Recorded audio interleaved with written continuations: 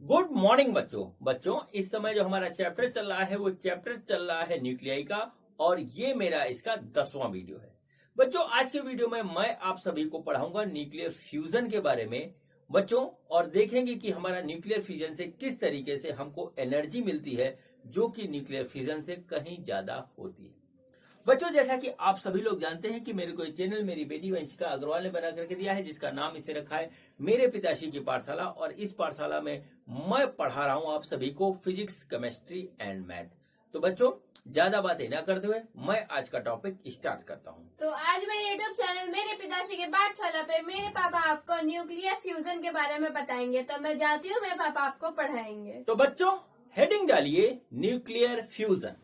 ठीक है, आज का टॉपिक है हमारा न्यूक्लियर फ्यूजन और ये न्यूक्लियाई के चैप्टर का लास्ट टॉपिक भी है, न्यूक्लियर फ्यूजन। ठीक है बच्चों, न्यूक्लियर फ्यूजन जो होता है वो बच्चों न्यूक्लियर फिजन का जस्ट अपोजिट होता है। ठीक है, लेकिन काम इसमें भी वही हो रहा होता है जो न्यूक्लियर फिजन में था। न्यूक्लियर फिजन में क्या था कि हमारा जो है न्यूक्लियस टूट करके स्टेबिलिटी की ओर जाता है और उसमें एनर्जी मिलती है। यहां पर बच्चों क्या होता है कि दो छोटे छोटे से न्यूक्लियस आपस में फ्यूज करके बड़े बनते हैं और स्टेबिलिटी की ओर बढ़ते हैं और साथ में एनर्जी देते हैं। ठीक है बच्चों, ये होता है फ्यूजन में। पर्पस एक है लेकिन तरीका अलग। अब देखिए बच्चों यहां पर क्या होता है। बच्चों यहां पे होता यह है, हमने आपको एक कंसेप्ट पढ़ाया था, उसका नाम था बाइंडिंग एनर्जी पर न्यूक्लियन। ठीक है, बाइंडिंग एनर्जी पर न्यूक्लियन। इस कंसेप्ट से आपको जो है बात बहुत अच्छी तरीके से समझ में आ जाएगी कि क्यों न्यूक्लियर फिजन होता है और क्यों न्यूक्लियर फ्यूजन होता है। ठीक है बच्चों, तो सबसे पहले बच्चों हम बाइंडिंग एनर्जी पर न्यूक्लियन का जो कर्व था वो हम आपको बना के दिखाते हैं, फिर अपनी बात हम आगे कहेंगे। बच्चों कर्व कुछ इस तरीके से था। ठीक है, कर्व कुछ इस तरीके से था। इधर एक्स एक्सिस था तो एक्स एक्सिस पे हमारा था मास नंबर, एक्स एक्सिस पे था हमारा मास नंबर। और बच्चों जो इधर था वो था हमारा बाइंडिंग एनर्जी पर न्यूक्लियन।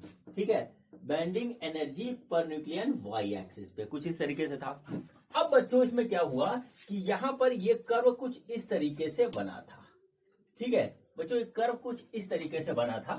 ठीक है, जहां पर यहां सबसे नीचे जो था आया था वो हाइड्रोजन आया था इस तरीके से। फिर उसके बाद बच्चों आया था ड्यूटेरियम, फिर बच्चों यहां आया था ट्यूटेरियम। ठीक है, फिर बच्चों यहां पे आया था हमारा हीलियम, फिर यहां आया था हमारा कार्बन, फिर ऑक्सीजन। नीचे ऑक्सीजन ये 18 था या ऑक्सीजन 16 था, आइसोटोप होते हैं बच्चों। यहाँ पे लिथियम था, यहाँ पे नाइट्रोजन, कुछ इस तरीके से था कर्व। और बच्चों इधर यूरेनियम का हमारे पास आइसोटोप आ रहा था कुछ इस तरीके से, यूरेनियम 238। और बच्चों यहां पर जो है हमारा आयरन था जो कि मोस्ट स्टेबल था। तो बच्चों यहां पे सबसे कम जो है binding energy per nucleon hydrogen atom की और सबसे ज्यादा आयरन की आई थी। ठीक है बच्चों, तो हमारा न्यूक्लियाई का एक नेचर होता है, nature of nuclei. Nature of nuclei, nature होता है इसका न्यूक्लियाई की न्यूक्लियाई ट्राइज टू, ठीक है, tries to maximize its binding energy per nucleon. ठीक है, बाइंडिंग एनर्जी पर न्यूक्लियन को ये मैक्सिमम करने की कोशिश करता है। ठीक है, अब मैक्सिमम ये कैसे कर सकता है वो अपना रास्ता अपनाता है। बच्चों हमारे पास मास नंबर है तो मास नंबर 40 लीजिए इधर और मास नंबर 120 इधर। ठीक है बच्चों, मास नंबर 40 से 120 के बीच में जितने भी न्यूक्लियाई आते हैं वो सब स्टेबल होते हैं। उनका जो होता है binding energy per nucleon maximum होता है। अब बच्चों जिनका मैक्सिमम नहीं होता है वो इसके बीच में आने की कोशिश करते हैं। ठीक है, इसके बीच में आने की कोशिश करते हैं कि अपने आप को इधर ले आए तो स्टेबल हो जाए। तो बच्चों जो इधर वाला होता है ये बड़ा है, ये टूट करके छोटा होता है, यानी जैसे 238 है मान लीजिए टूट गया तो इसमें आ जाएगा तो स्टेबल हो गया।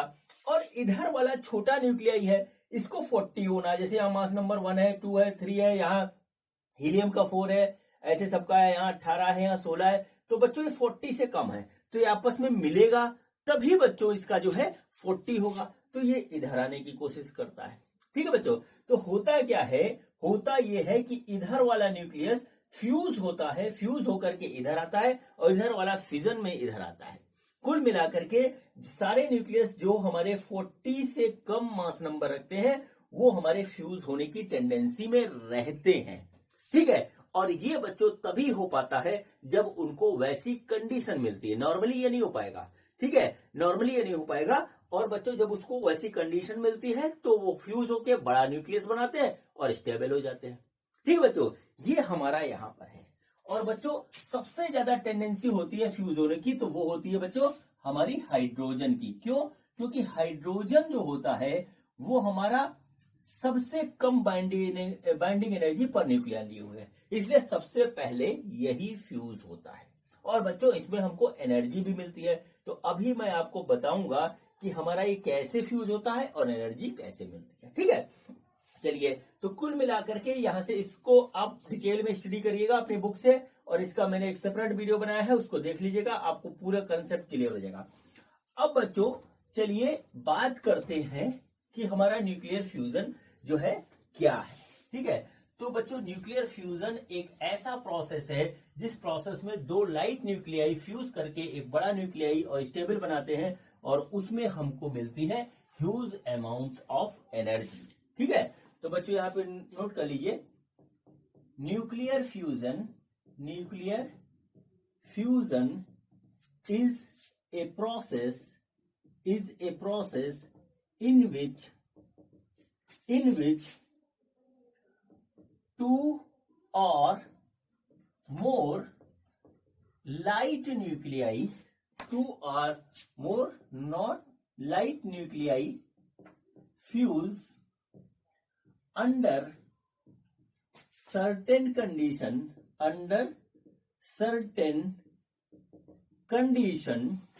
ठीक है, and make a heavy nuclei, या करिए heavier nuclei heavier and stable कर दीजिए, heavier and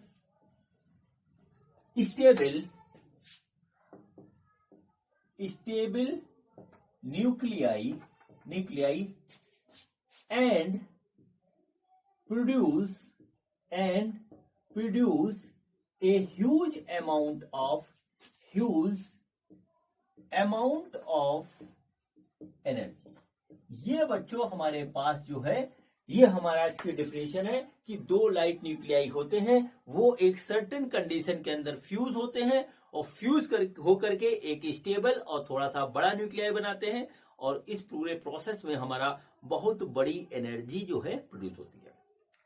अब बच्चों ऐसा आपने सुना भी होगा और ऐसा होता भी है कि सन और स्टार्स में न्यूक्लियर फ्यूजन की ही जो है प्रोसेस चल रहा है, और उसी से हमको जो है एनर्जी मिलती है। ठीक है, तो जो हमारा सन में जो हो रहा है उसको देखिए क्या होता है, जैसे कि हाइड्रोजन का एक न्यूक्लियस और हाइड्रोजन के दूसरे न्यूक्लियस से बच्चों फ्यूज करता है, इसमें हमको यहाँ पर ड्यूटेरियम मिलता है, प्लस बच्चों हमको मिलता है यहाँ पर एक पॉजिट्रॉन, प्लस बच्चों हमको मिलता है न्यूट्रॉनियो, और यहाँ पर बच्चों हमको मिलती है 0.42 मिलियन इलेक्ट्रॉन वोल्ट एनर्जी। इतनी एनर्जी हमको मिलती है। इस तरीके से दो हाइड्रोजन के न्यूक्लियस आपस में फ्यूज करके हमको ये देते हैं, ड्यूटेरियम के न्यूक्लियस पॉजिट्रॉन देते हैं, न्यूट्रिनो देते हैं और एनर्जी देते हैं। ठीक बच्चों, ये प्रोसेस होता है। अब बच्चों अब मैं आपको एक बात बताता हूं कि जितनी आसानी से मैंने इसको लिख दिया उतनी आसानी से ये प्रोसेस होता नहीं है। ठीक है, ये देखिए हाइड्रोजन है, ये भी हाइड्रोजन है, ये आपस में मिल गया और उसके बाद जो है हमको एनर्जी मिल गई। बच्चों अगर ये इतना आसान होता तो बच्चों हमारे पास हाइड्रोजन गैस का सिलेंडर है, तमाम जगह हम लेबोरेटरी में हाइड्रोजन यूज करते हैं, तो उसके अंदर सिर्फ हाइड्रोजन है, वो आपस में मिलकर के जो है बना देता। लेकिन ऐसा नहीं है, इसके लिए एक सर्टेन कंडीशन की जरूरत होती है और उस कंडीशन को डेवलप करने में जो है बहुत कठिनाई होती है। और जब ये डेवलप हो जाता है तो ये हाइड्रोजन आपस में फ्यूज हो ही जाएगा, इसको कोई रोक नहीं पाएगा। और दूसरी बात है कि एक बार ये शुरू हो गया तो ये नॉन स्टॉपेबल जो है प्रोसेस है, जब तक हाइड्रोजन खत्म नहीं हो जाएगा तब तक ये चलता रहेगा। तो कंडीशन क्या है, उस कंडीशन को नोट कर लीजिए। ठीक है, तो यहां पर देख लीजिए, पहली कंडीशन, 2 कंडीशन है। पहली condition, the fusion of hydrogen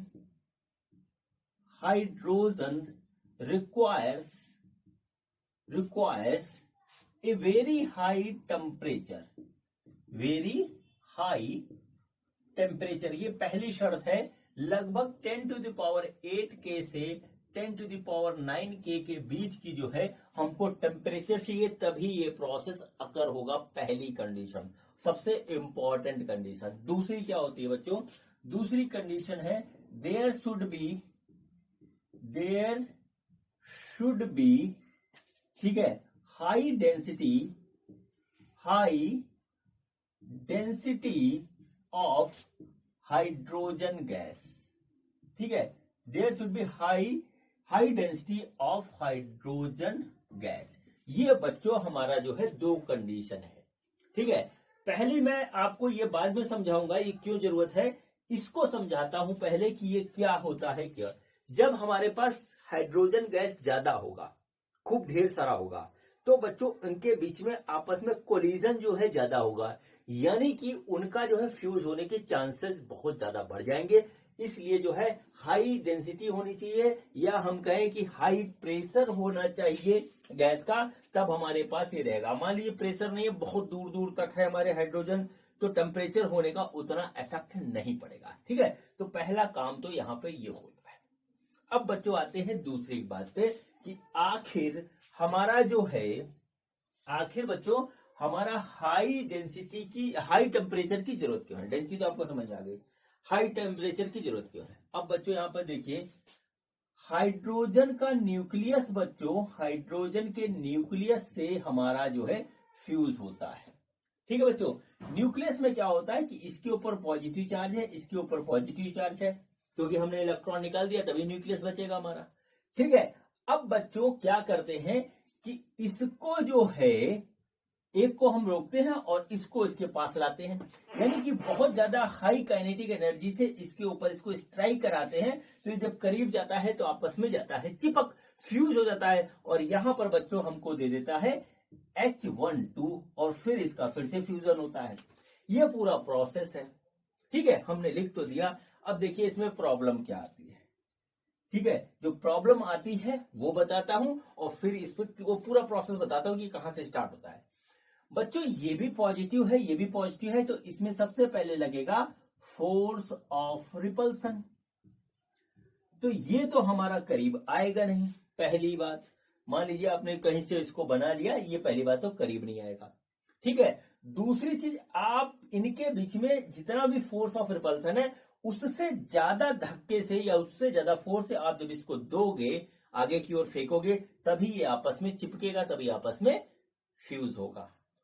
ठीक है बच्चों, तो एक तरीके से यहां प्रोसेस ऐसा होता है कि इसको हम लिक्विड स्टेट में ले आते हैं, इतने टेम्परेचर देते हैं कि लिक्विफाई हो जाता है। ऐसा आप मान के चलिए जैसे कि 2 लिक्विड की ड्रॉप आपस में मिल जाती है, वैसा यहां पर होता है। अब देखिए पूरा प्रोसेस मैं आपको बताने जा रहा हूं कि किस तरीके से होता है और कैसे फोर्स ऑफ रिपल्सन होने के बावजूद भी जो है ये फ्यूज कर जाता है।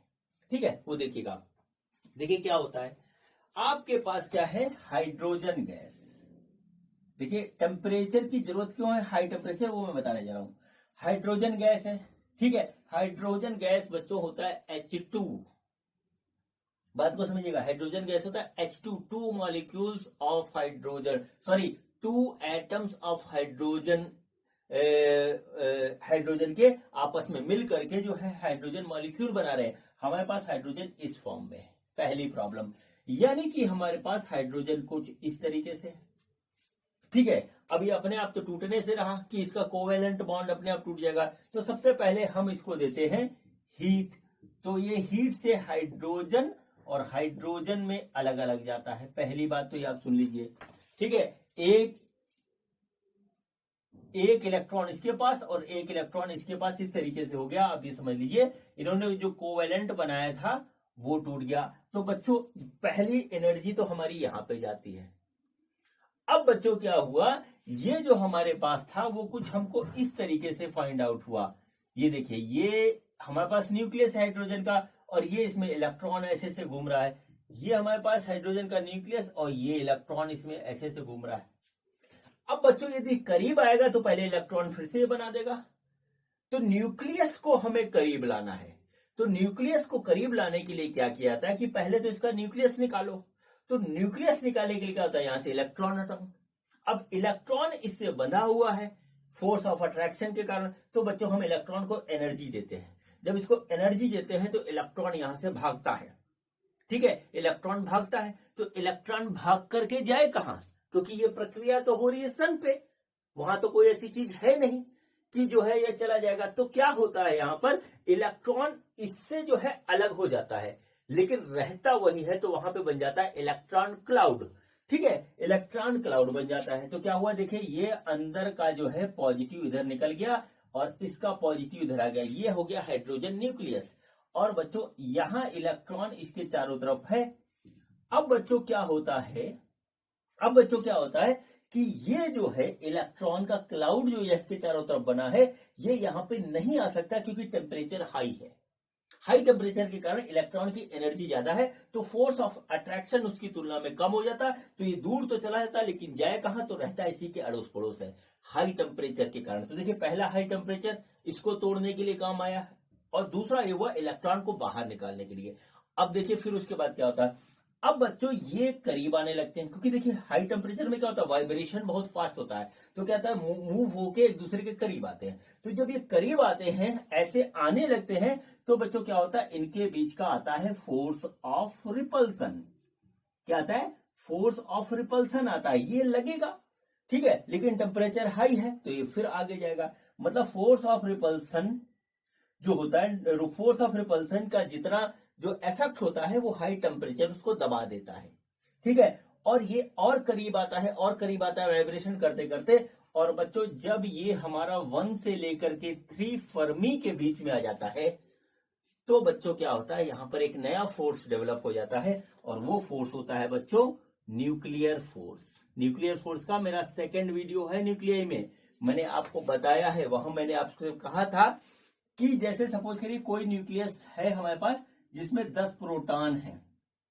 अब proton proton proton proton proton proton proton सब पे पॉजिटिव है, वो न्यूक्लियस में रहता है। तो बच्चों इनके बीच में तो फोर्स ऑफ रिपल्सन है, तो इसको फट जाना चाहिए। तो फटता तो ये है नहीं, ठीक है, फटता तो ये है नहीं, ये रहता है वहीं पे। तो क्यों रहता है, क्योंकि इसको न्यूक्लियर फोर्स बांध के रखता है।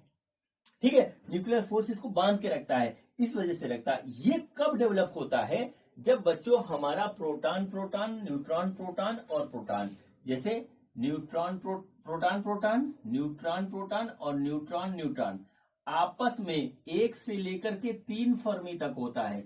एक फर्मी बराबर होता है हमारा 10⁻⁻15 मीटर।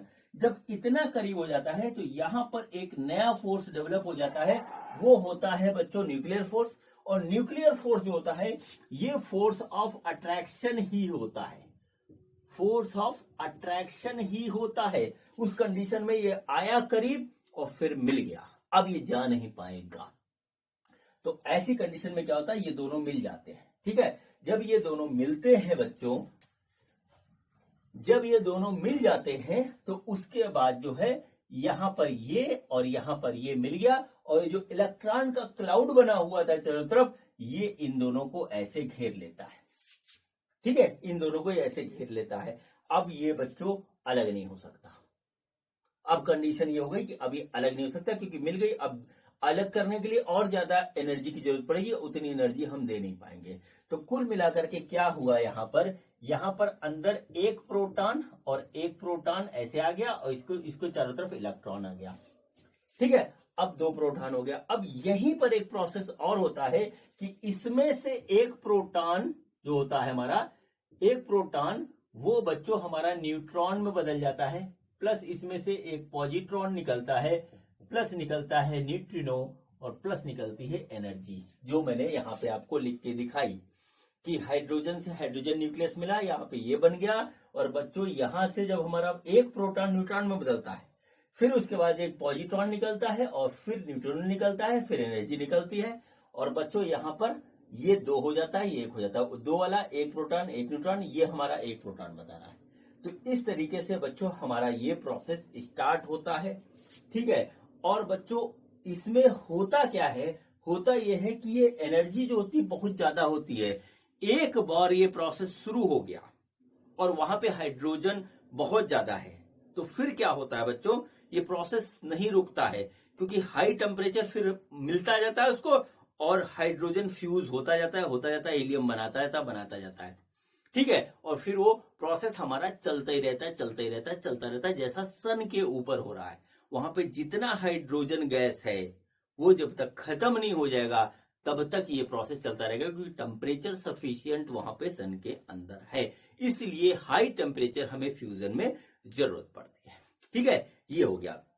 अब बच्चों यहां पर ये प्रोसेस हमारा सन और स्टार्स पे हो रहा है। इसमें काफी रिसर्च की जा चुकी है और की भी जा रही है, आगे भी करी जाती रहेगी। ठीक है बच्चों, अब चलिए बात करते हैं। मेरे ख्याल से आपको पूरा प्रोसेस समझ में आ गया होगा है। अब बच्चों यहां पर देखिए क्या होता है, मैं आपसे फिर से बता रहा हूं कि बच्चों इसकी थ्योरी को यूज करके बच्चों जो है बनाया गया हाइड्रोजन बम। ठीक है, हाइड्रोजन बम बनाया गया। ठीक। अब बच्चों देखिए ये सन और स्टार में होता है, इसको जो है अर्थ पे भी करने की कोशिश की गई। सुन लीजिएगा, अर्थ पे भी करने की कोशिश की गई, लेकिन सफलता बहुत बड़ी यहां पर नहीं मिल पाई। क्यों नहीं मिल पाई वो मैं आपको बताता हूं। ठीक है, क्यों नहीं मिल पाई वो मैं आपको बताता हूं। It is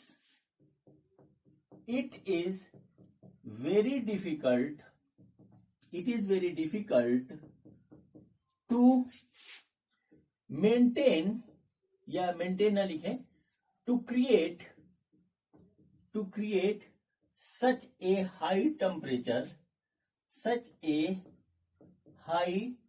temperature on earth.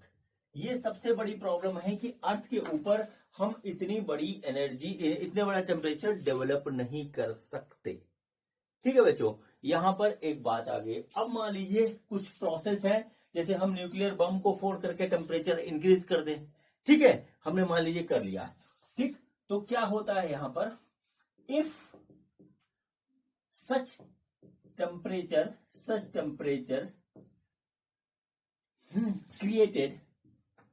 created by some method, then it is not controllable। ठीक है, इसको कंट्रोल करना बहुत मुश्किल हो जाएगा। इतना हाई टेम्परेचर 10⁸ केल्विन से 10⁹ केल्विन का टेम्परेचर मेंटेन करना, कंट्रोल करना बहुत कठिन काम हो जाएगा, क्योंकि सब कुछ पिघल जाएगा इतने में। ठीक है। और बच्चों यहां पर ये आया, तीसरी बात होती है। ठीक है, मान लीजिए मेंटेन भी कर दिया, देन लास्ट प्रॉब्लम क्या है, it is impossible to maintain such a high temperature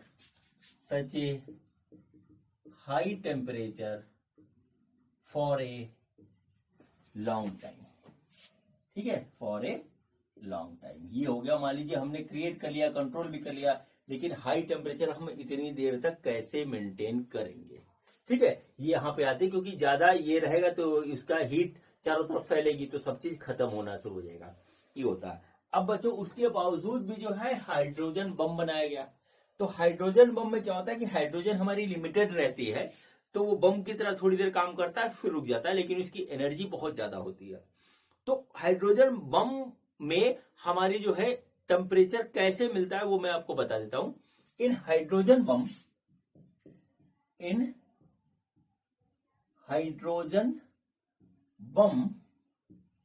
such a high temperature is created by nuclear fusion. पहले इसमें फ्यूजन करवाया जाता है, फ्यूजन में एनर्जी मिलती है, उस एनर्जी से हाइड्रोजन का फ्यूजन शुरू होता है और हाइड्रोजन बम का भाग बढ़ता है। लेकिन यहाँ पे हाइड्रोजन बहुत कम मात्रा में होता है, क्योंकि फ्यूज हाइड्रोजन ही करेगा तो ये ज्यादा देर तक मेंटेन नहीं रहता। लेकिन हाँ, फिर भी सफिशिएंट एनर्जी होती है और इस एनर्जी का हम यूज नहीं कर सकते। ये केवल अभी तक डिस्ट्रक्शन वाले पर्पज के लिए हुआ, क्रिएशन वाले पर्पज में ये एनर्जी हमारी काम हमारे पास नहीं आई। ये प्रैक्टिकल प्रॉब्लम है। ठीक है बच्चों, तो ये हमारी बात हो गई पूरी, ये हमारी पूरी बात हो गई जो है फ्यूजन की। अब बच्चों आते हैं बच्चों, बात करते हैं हम स्टार और सन पे जो हमारी प्रोसेस हो रही है उसकी। ठीक है, it is well known that nuclear fusion process occurs at stars and sun. देखिए, इट इज well known that nuclear fusion process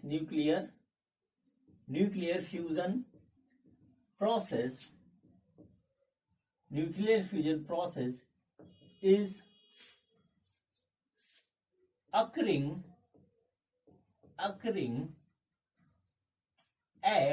at sun and star. ठीक है, सन और स्टार्स पे यही प्रोसेस हो रहा है, जिससे सन की एनर्जी और स्टार की एनर्जी मेंटेन है और वहां से हमको हीट और लाइट जो है उसी एनर्जी से मिल रही है। ठीक है, ये वेल नोन प्रोसेस है। ठीक है, अब देखिए, दिस प्रोसेस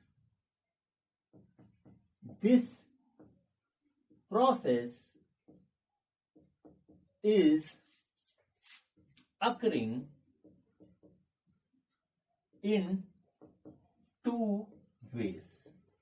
ठीक है, ये 2 तरीके से हो रहा है। ठीक है, 2 तरीके से हो रहा है। पहला तरीका है प्रोटॉन साइकिल, और दूसरा है बच्चों हमारा कार्बन प्रोटॉन साइकिल। ठीक है बच्चों, हमारा क्या होता है, प्रोटॉन साइकिल है, कार्बन प्रोटॉन साइकिल है। ये 2 साइकिल से हमारा जो है फ्यूजन हो रहा है सन और स्टार पे। और बच्चों ये जो है क्या कहते हैं, दोनों में एक ही खासियत है कि हाइड्रोजन फ्यूज होता है और बच्चों हीलियम मिलता है और बच्चों जो है एनर्जी मिलती है। दोनों प्रोसेस में यही है, लेकिन बच्चों इसका साइकिल अलग होता है, वो मैं आपको बताने जा रहा हूं। ठीक है, तो बच्चों क्या हुआ यहां पर एक चीज देखिएगा कि सन के ऊपर, सन जो है वहां पे मोस्टली जो है गैस है। सबसे पहले आप देख लीजिए, मोस्टली जो है गैस है, जिसमें 90% तक जो है वो हमारा है हाइड्रोजन। ठीक है, हाइड्रोजन एंड हीलियम 90% ये है, जिसमें हाइड्रोजन की मात्रा बहुत ज्यादा है। ठीक है बच्चों, 10% में आता है हमारा other gases and carbon complexes. ठीक है, कार्बन कॉम्प्लेक्सेस।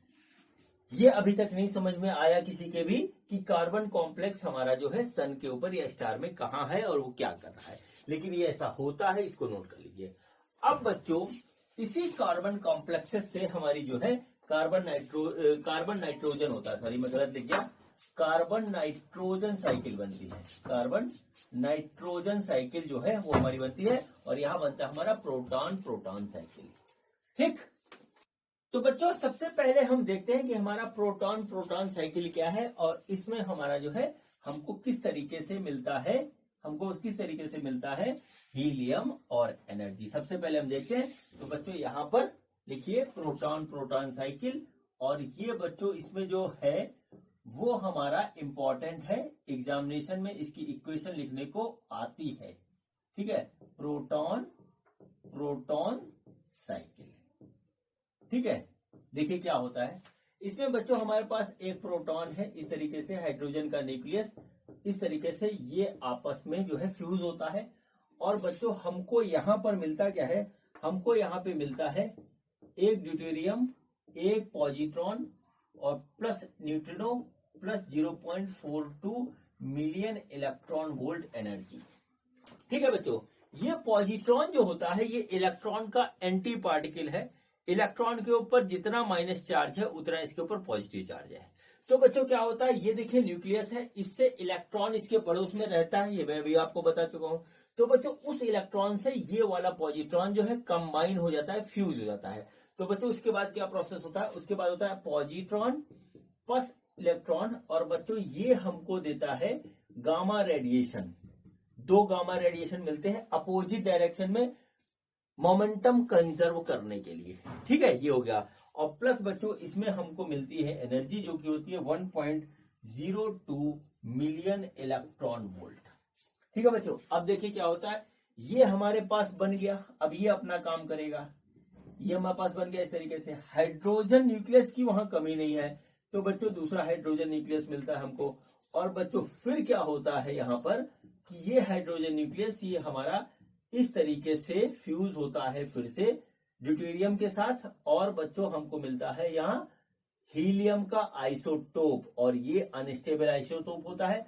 प्लस बच्चों हमको मिलता है एक गामा रेडिएशन, और प्लस हमको मिलता है 5.49 मिलियन इलेक्ट्रॉन वोल्ट एनर्जी। इस तरीके से देख लीजिए। ठीक है बच्चों, अब देखिए ये भले हमने यहाँ एक लिखा, ये खूब ढेर सारे बनते हैं। तो बच्चों फिर उसके बाद क्या होता है, यहां पर इस तरीके से ये आपस में फिर से कंबाइन होते हैं, दो हीलियम के आइसोटोप आपस में कंबाइन होते हैं, और हमको एक स्टेबल जो है हीलियम का न्यूक्लियस मिल जाता है यहां पर।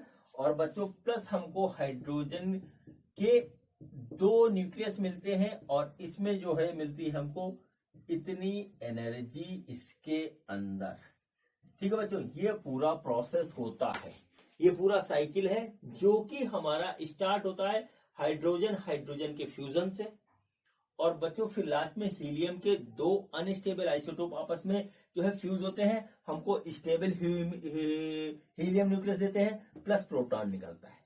बच्चों जब हम इसको बैलेंस करेंगे और इस पूरे प्रोसेस को जोड़ के लिखेंगे, ठीक है, बैलेंस करना पड़ेगा इस इक्वेशन को, तो बच्चों जो आता है निकल करके वो देखिए क्या आता है, उसको देख लीजिए। वो बच्चों हमारे पास इस तरीके से आता है कि 4 हाइड्रोजन का न्यूक्लियस प्लस बच्चों हमारे पास होता है 2 इलेक्ट्रॉन, जो इनके इलेक्ट्रॉन क्लाउड में रहता है, वो हमारा कंबाइन होता है, और बच्चों हमको मिलता है हीलियम का एक न्यूक्लियस, प्लस बच्चों हमको मिलता है 2 न्यूट्रिनो प्लस 6 गामा, ठीक है, प्लस 26.7 मिलियन इलेक्ट्रॉन वोल्ट की एनर्जी। ठीक है, ये आता है। देखिए बच्चों होता क्या है, हमारा जो है दो हीलियम का आइसोटोप आपस में कंबाइन कर रहा है, तो ये 2 होना चाहिए। तो बच्चों 2 होने का मतलब है कि इसको हम पूरा 2 से मल्टीप्लाई करें तभी ये 2 मिलेगा, तो ये भी 2 हो गया, और बच्चों एनर्जी में भी हम डबल कर देंगे। ठीक है बच्चों, अब बच्चों ये जब हमको 2 मिला तो हमारा ये भी 2 होना चाहिए, तो बच्चों इसको भी आप 2 से इधर मल्टीप्लाई कर दीजिए पूरे में, 2 पॉजिट्रॉन 2 न्यूट्रिनो और इस ये भी एनर्जी, तो बच्चों ये भी हमारा 2 से मल्टीप्लाई होगा फिर। ठीक है, ये हमारा 2 से मल्टीप्लाई होगा, और ये भी 2 से मल्टीप्लाई होगा, ये बैलेंसिंग हो गई, तो फाइनली हमको ये मिलेगा। ठीक है, जब इसको जोड़ेंगे तो जो इधर उधर हो रहा है वो कट जाएगा। ठीक है, इलेक्ट्रॉन से पॉजिट्रॉन सब कट जाएगा, कैंसिल हो जाएगा, और बच्चों फाइनली हमको ये इक्वेशन मिलेगी। ये बच्चों हमारी प्रोटॉन प्रोटॉन साइकिल की इक्वेशन है। इसमें जो निकलने वाली एनर्जी है इसको आप नोट कर लीजिए, कभी कभी ये डायरेक्ट पूछ लेता है।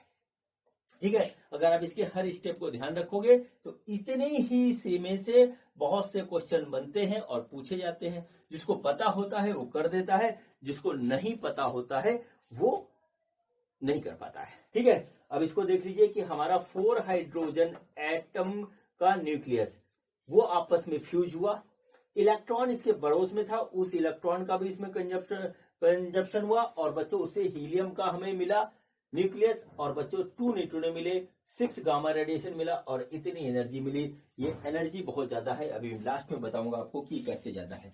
ठीक है बच्चों, अब चलिए बच्चों हम देखते हैं कार्बन नाइट्रोजन साइकिल। इसको पूरे को नोट कर लीजिए, नोट कर लीजिए कायदे से।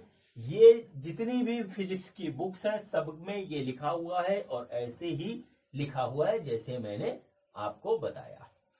अब बच्चों यहाँ पर एक चीज ये आती है, यहाँ पर बच्चों एक चीज ये आती है कि हमारा जो है अगला साइकिल कौन सा है, जो कि जाना जाता है कार्बन नाइट्रोजन साइकिल के नाम से। तो हेडिंग डालिए कार्बन नाइट्रोजन साइकिल। ठीक है, कार्बन नाइट्रोजन साइकिल। अभी मैंने आपको बताया था कि थोड़ा सा अमाउंट हमारा कार्बन का भी प्रेजेंट है सन और स्टार्स में, ऐसा फाइंड आउट हुआ है। ठीक है, जो उस पर रिसर्च कर रहे हैं उनको। तो देखिए क्या होता है, जो कार्बन है वो है 612। ये बच्चों हाइड्रोजन से फ्यूज होता है हाई टेम्परेचर में, और बच्चों क्या बनाता है, एक अनस्टेबल नाइट्रोजन बनाता है। प्लस बच्चों हमको मिलता है यहाँ पर एक गामा रेडिएशन, और प्लस बच्चों हमको मिलती है 1.93 मिलियन इलेक्ट्रॉन वोल्ट की एनर्जी। ठीक है, अब बच्चों ये बना, ये अपना काम करेगा। ये क्या काम करता है, देखिए ये काम ये करता है कि ये अनस्टेबल है। ये बच्चों तुरंत जो है एक पॉजिट्रॉन निकालता है, और बच्चों कार्बन का एक बनाता है तुरंत आइसोटोप, और बच्चों फिर उसके बाद जो है ये हमको यहाँ पे मिलता है, और फिर हमको मिलती है 1.20 मिलियन इलेक्ट्रॉन वोल्ट की एनर्जी। देखिए कार्बन 13 आइसोटोप मिला, ये नाइट्रोजन जो है आया इधर, ये नाइट्रोजन का आइसोटोप है, ये बच्चों कार्बन का आइसोटोप है। मैंने जब आइसोटोप, आइसोबार, और क्या कहते हैं आइसोटोन पढ़ाया था, तो मैंने आपको एक बात उसी टाइम कही थी कि आगे फिजन और फ्यूजन में जरूरत पड़ेगी। ठीक है, तो देखिए क्या हो गया। अब बच्चों क्या होता है, ये बना, ये जब बना तो ये फिर क्या करता है, ये फिर से हाइड्रोजन के न्यूक्लियस से फ्यूज होता है, और बच्चों हमको फिर यहाँ पर एक नाइट्रोजन फाइंड आउट होता है, और ये बच्चों यहाँ पर गामा रेडिएशन मिलता है, और प्लस हमको मिलती है 7.6 मिलियन इलेक्ट्रॉन वोल्ट एनर्जी। ठीक है, यहाँ पर नोट कर लीजिए। ठीक, अब देखिए फिर से एक काम होता है कि ये नाइट्रोजन फिर से जो है एक बार हाइड्रोजन से फ्यूज होता है, और बच्चों हमको मिलता है यहाँ पे ऑक्सीजन 15 प्लस यहाँ पे आ गया 7.39 मिलियन इलेक्ट्रॉन वोल्ट एनर्जी। ठीक है, ये देख लीजिए, आप आराम से लिखिएगा धीरे धीरे। ठीक है, अब ये अनस्टेबल ऑक्सीजन है, तो ये अनस्टेबल ऑक्सीजन हमारा जो है हमको फिर से एक अनस्टेबल नाइट्रोजन देता है, ये भी आइसोटोप है नाइट्रोजन का, और बच्चों फिर हमको मिलता है पॉजिट्रॉन, फिर मिलता है न्यूट्रिनो, और प्लस मिलती है हमको 1.71 मिलियन इलेक्ट्रॉन वोल्ट की एनर्जी। अब इसका लास्ट स्टेप आता है बच्चों, क्या होता है यहाँ पर कि ये वाला नाइट्रोजन, ठीक है, ये वाला नाइट्रोजन फिर से जो है एक बार हाइड्रोजन से फ्यूज होता है, और हमको मिलता है यहाँ पे कार्बन लास्ट में, और बच्चों हीलियम का न्यूक्लियस मिलता है इस तरीके से, और प्लस बच्चों हमको मिलती है 4.99 मिलियन इलेक्ट्रॉन वोल्ट एनर्जी। ये देख लीजिए बहुत कायदे से, एक बार में आपको हो सकता है ज्यादा टिपिकल लगे, तो आप जो है इसको कई बार लिखिएगा, इसकी प्रैक्टिस करिएगा, और जब कई बार आप लिखेंगे तो आपको बात समझ में आएगी कि एग्जैक्टली हो क्या रहा है। देखिए इसमें होता क्या है कि कार्बन हाइड्रोजन के साथ फ्यूज होता है, नाइट्रोजन का आइसोटोप देता है, नाइट्रोजन का आइसोटोप अनस्टेबल होता है, ये फिर से कार्बन अनस्टेबल बनाता है, ये कार्बन जो है फिर से हाइड्रोजन से फ्यूज होता है, फिर नाइट्रोजन देता है, ये नाइट्रोजन फिर हाइड्रोजन को पकड़ता है, ऑक्सीजन का आइसोटोप देता है, ऑक्सीजन का आइसोटोप अनस्टेबल होकर के फिर नाइट्रोजन का एक आइसोटोप बना करके देता है, फिर ये आइसोटोप फिर से हाइड्रोजन से फ्यूज होता है, और फाइनली हमको जो है कार्बन देता है और हीलियम देता है, ये देता है। होता क्या है इसमें कि जो कार्बन जहां से कहानी शुरू हुई थी वो एंड में एज इट इज हमको मिल जाता है। इसमें कार्बन मिलता रहता है, बिल्कुल वो नहीं कंज्यूम होता है। हमारा हाइड्रोजन 1 2 3 4, देखिए 1 2 3 4, 4 हाइड्रोजन फ्यूज होकर के हमको जो है बीच में देते हैं, लास्ट में देता है हमको हीलियम।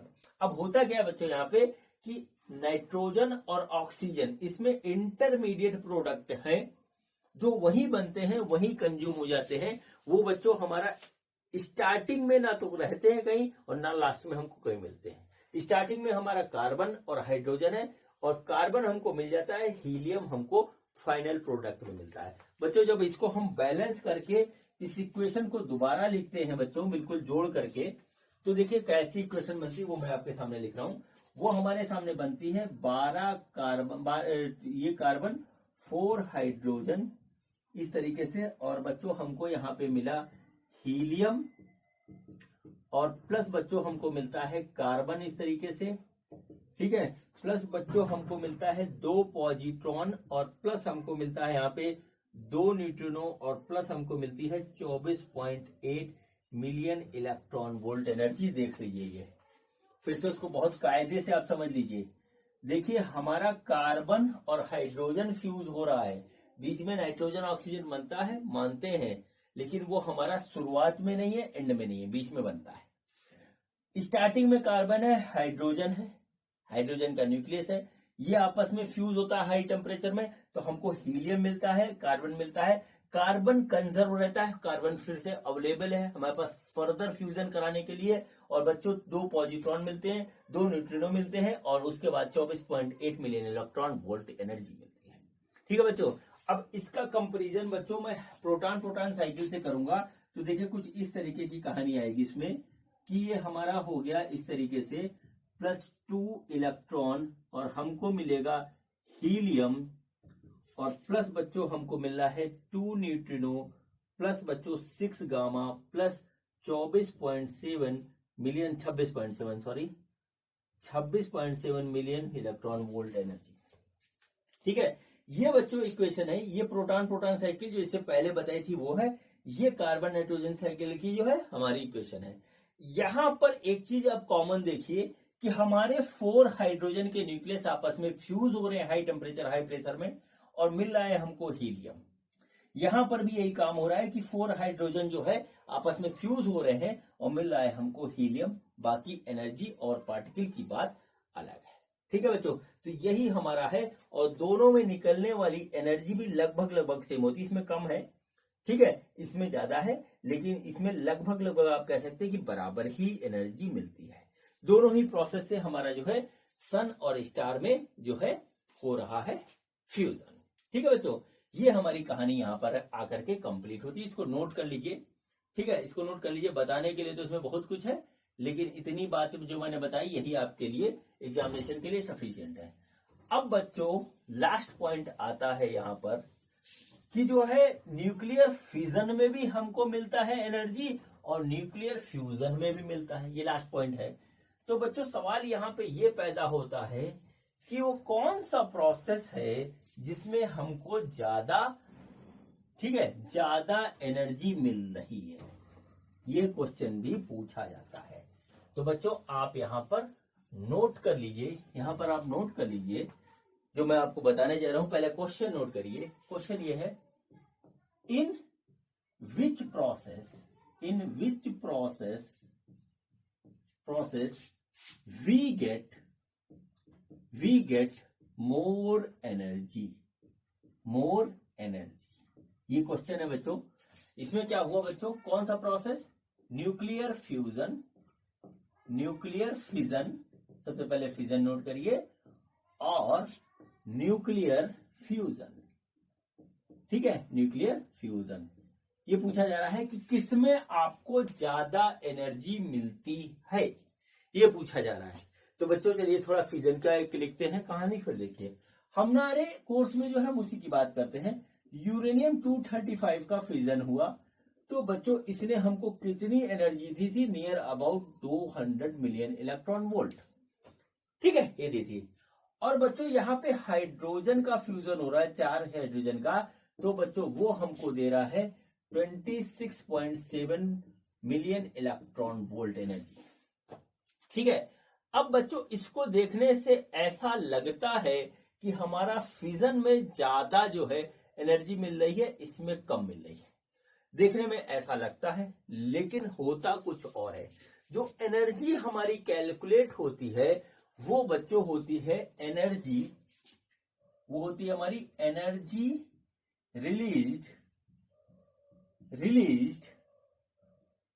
पर यूनिट मास, ऐसे आप कह सकते हैं, या बच्चों कह लीजिए पर यूनिट AMU, इस तरीके से। ठीक है बच्चों, यहां पर देखिए क्या हो रहा है, 235 AMU होता है इस तरीके से, नियर अबाउट, ठीक है। AMU होता है, ये हमको 200 मिलियन इलेक्ट्रॉन वोल्ट की एनर्जी दे रहा है। यानी कि 1 AMU हमको कितना दे रहा है, वो दे रहा है 200/235, और इसकी वैल्यू आती है 0.85 मिलियन इलेक्ट्रॉन वोल्ट। कैलकुलेट कर लीजिएगा, नियर अबाउट ऐसी आएगी। इसमें क्या हो रहा है बच्चों, 4 हाइड्रोजन के न्यूक्लियस फ्यूज हो रहे हैं जिनका मास होता है 4 AMU, और ये 4 AMU हमको दे रहा है 26.7 मिलियन इलेक्ट्रॉन वोल्ट की एनर्जी। यानी कि हमको 1 AMU जो देता है वो हमको देता है 26.7/4 मिलियन इलेक्ट्रॉन वोल्ट एनर्जी। बच्चों इसकी जो वैल्यू आती है वो आती है 6.68 मिलियन इलेक्ट्रॉन वोल्ट। तो पर यूनिट AMU जो हमारा जो एनर्जी मिलती है वो बच्चों बहुत ज्यादा है न्यूक्लियर फ्यूजन में। अगर इसको कंपेयर करें तो बच्चों 6.68 डिवाइडेड बाय 0.85, तो ये लगभग आता है 8 टाइम्स। मतलब क्या होता है कि मतलब यहां पे ये होता है कि हमारा 8 गुना ज्यादा एनर्जी मिलती है हमको न्यूक्लियर फ्यूजन में, न्यूक्लियर फिजन के कंपैरिजन में, ठीक है बच्चों। इसलिए अगर आपसे बात पूछी जाती है कि किसमें हमारी एनर्जी ज्यादा मिलती है, तो वो है हमारा न्यूक्लियर फ्यूजन, फिजन नहीं है। और यही कारण है कि फ्यूजन जो हमारा सन पे हो रहा है वहां पे इतनी ज्यादा एनर्जी है, इतना ज्यादा टेम्परेचर है जो हमको मिलता है, जिससे हमारे जीवन चल रहा है, ठीक है बच्चों। तो ये बच्चों हमारा जो है आज का वीडियो था जो कि न्यूक्लियर फ्यूजन के ऊपर बेस्ड था, और इस टॉपिक के साथ ही हमारा जो है न्यूक्लियाई का चैप्टर कंप्लीट होता है, ठीक बच्चों। अब बच्चों हम मिलेंगे आपसे एक नए चैप्टर में जो कि होगा हमारा सेमीकंडक्टर का चैप्टर। तो बच्चों मिलते हैं नए चैप्टर में नए वीडियो के साथ। ये वीडियो देखने के लिए आपका बहुत बहुत धन्यवाद। Thank you.